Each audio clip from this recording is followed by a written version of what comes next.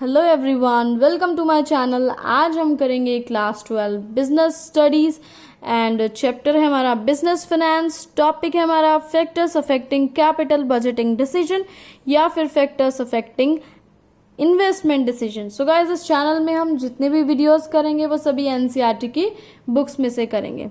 ठीक है, तो स्टार्ट करते हैं। अभी ये लाइन तो आपने पढ़ ली है, आई एम श्योर आपको नहीं समझ में आई होगी कि ये क्वेश्चन क्या कहना चाह रहा है।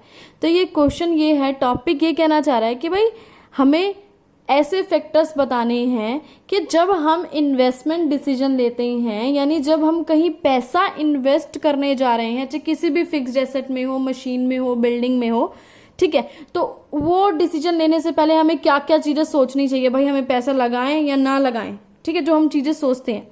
अब देखो क्या बोल रहा है ये question. A number of projects are always available to a business to investment. Business के पास भाई बहुत सारे ऑप्शन होते हैं, बहुत सारे प्रोजेक्ट होते हैं कि कहाँ पैसा इन्वेस्ट करे, कहाँ ना करे।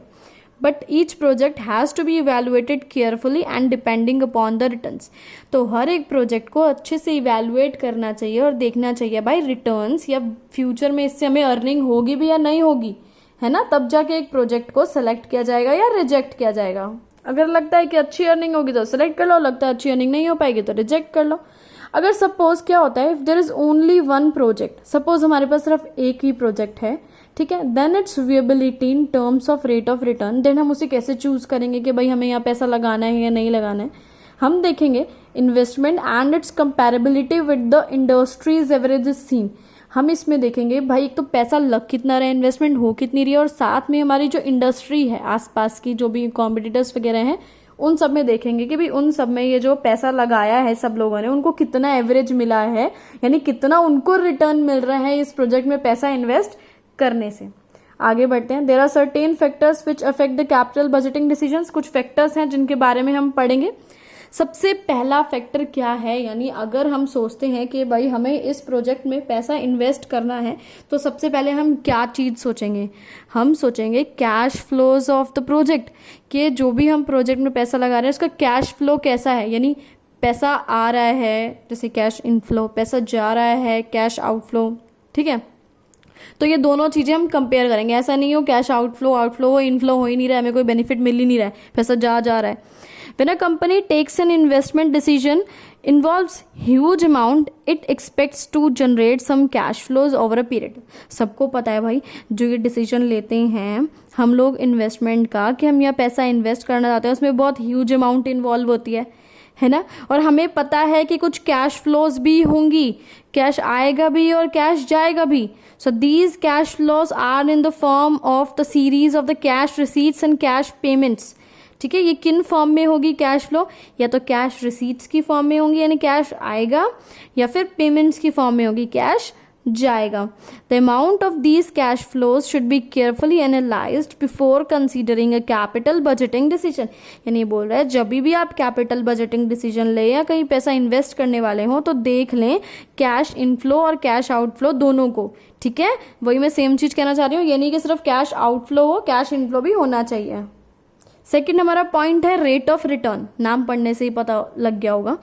The most important criteria is the rate of return. सबसे इंपॉर्टेंट चीज है भाई रिटर्न आना या फिर प्रॉफिट या फिर अर्निंग होना, ये सबसे इंपॉर्टेंट चीज है।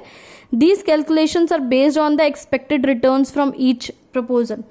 इसकी कैलकुलेशन कैसे डिसाइड की जाती है कि हमें रिटर्न कितना एक्सपेक्टेड है, यानी कितना हम सोच रहे हैं कि इससे इतना आएगा, 1 लाख रुपए महीना आएगा, 10 लाख रुपए महीना आएगा, कितना हमें रिटर्न मिलने वाला है यहाँ पे पैसा इन्वेस्ट करने से। And the judgement of the risk involve. और साथ में हमें कैश के साथ साथ हमें ये भी देखना है कि भाई रिस्क कितना है। ऐसा तो नहीं है बहुत ज़्यादा रिस्की है ये प्रपोजल, है ना।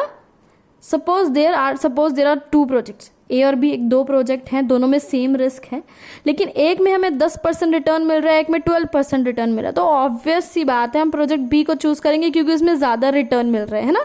तो हमें क्या करना है, इसमें रिस्क भी देखना है और रिटर्न भी देखना है। थर्ड पॉइंट देखते हैं। थर्ड पॉइंट और आपका last point, the investment criteria. ये पॉइंट क्या बोल रहे हैं आप, the decision to invest in a particular project involves a number of calculations. बहुत सारी कैलकुलेशन इन्वॉल्व होती है, ऐसे तो हम कहीं पैसा लगा नहीं देते हैं, देखते हैं क्या क्या चीज़ें इन्वॉल्व होती हैं इसमें।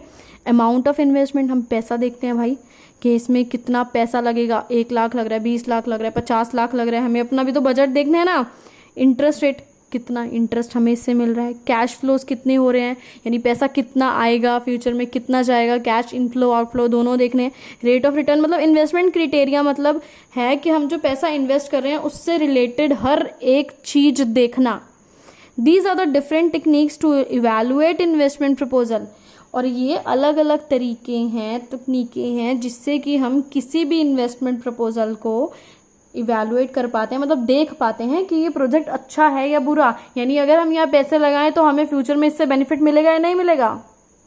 और इन सब टेक्निक्स को क्या बोला जाता है, capital budgeting techniques. These techniques are applied to each proposal before selecting a particular project. ये टेक्निक्स हर जगह अप्लाई की जाती है कि भाई कितना रिटर्न मिलेगा, कितना कैश फ्लो होगा, इन्वेस्टमेंट क्राइटेरिया, सब कुछ पहले अच्छे से कंपेयर किया जाता है, कितना रिस्क होगा, कितना नहीं होगा, फिर जाके एक इन्वेस्टमेंट डिसीजन लिया जाता है। इसी के साथ ये वीडियो खत्म हुआ। Thanks for watching this video. Please like, share and subscribe.